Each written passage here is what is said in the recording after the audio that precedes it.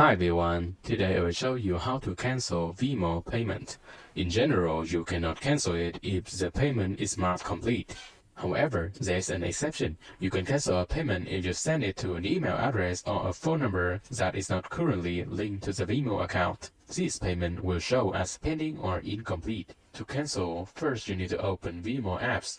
You go to Me tab in the Venmo homepage. Then, in Transaction, you look into Incomplete or Pending Payment. After that, you tap on Cancel option. The fund will be returned to the original payment source, or with incomplete payment, you tap on Take Back options. If you accidentally send the money to the wrong active Venmo account, you cannot cancel it by yourself. The only option is to ask them to return the funds. You can do it by sending them a Venmo request for the same amount, adding a note explaining your mistake.